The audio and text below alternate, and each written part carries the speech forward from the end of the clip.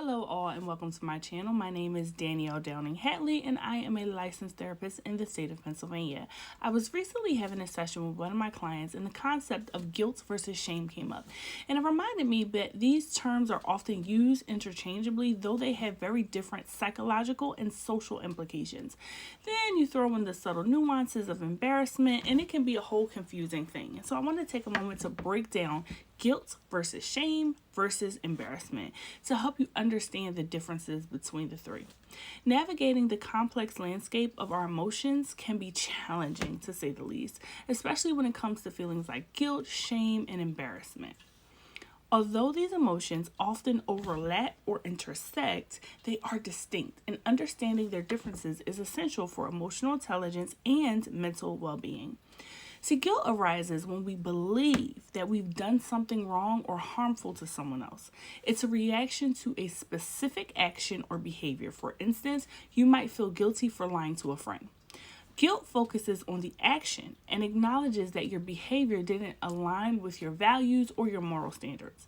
The constructive side of guilt is that it can motivate you to apologize, make amends, and change your behavior to avoid repeating that mistake in the future. It's a way of holding yourself accountable and striving to do better. On the other hand, shame is more pervasive. It's a feeling of being inherently flawed or unworthy. It's not just about what you've done, but about who you are as a person. So if you lie to a friend and think, I'm a bad person, that's shame. While guilt says, I am a person who did a bad thing. Shame says, I am inherently just a bad person. So shame focuses on the self, making you feel fundamentally defective. And this emotion can be destructive, leading to feelings of worthlessness, depression, and a sense of disconnection from others.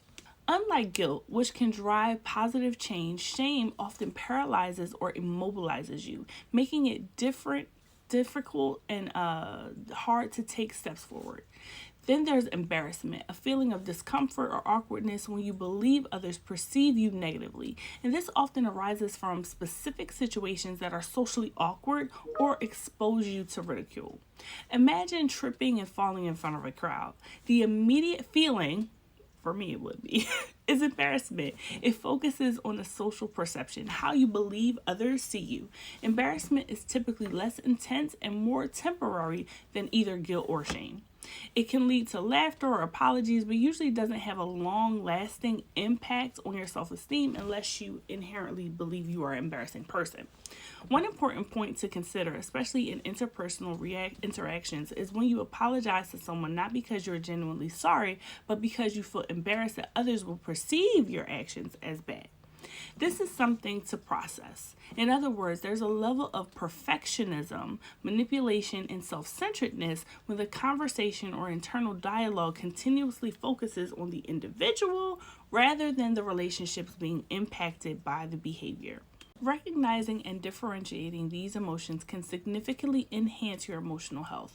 When you feel guilt, acknowledge the mistake and take steps to make it right. If you feel shame, it's crucial to practice self-compassion, reminding yourself that everyone makes mistakes and that one action doesn't define you. For embarrassment, remember that everyone experiences it, and often it passes quickly. Sharing your feelings with a trusted person can also provide perspective and help you process these emotions in a healthy and productive way. Understanding the nuances between guilt, shame, and embarrassment allows you to manage these emotions more effectively, leading to healthier relationships and a stronger sense of self. Embrace the journey of emotional growth, knowing that each step brings you closer to a more balanced and resilient you. So, here's some tips on how to deal with guilt, shame, and embarrassment. Acknowledgement. Recognize when you're feeling guilt, shame, or embarrassment. Understand the source of the feelings, and that is the first step towards addressing them. Self-compassion.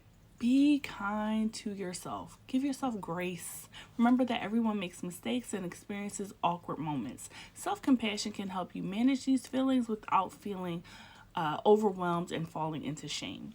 If you're feeling guilty, take steps to make amends. Apologize if necessary and commit to changing your behavior in the future. If you're feeling embarrassed, recognize that everyone experiences embarrassment and that often it passes quickly. You also want to seek support. So talking to someone about your feelings can provide perspective and help you process your emotions in a healthy way.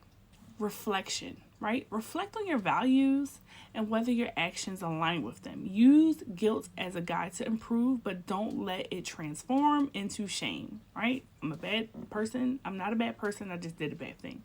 Understand that embarrassment is a part of the human experience, and it can also often be laughed off or forgotten in time. Now, as I always say, while I am a licensed therapist, I might not be your licensed therapist. So please use this information as education and reach out to a professional therapist for treatment that is tailored to your needs, tailored to you. Don't forget to like and subscribe for more content.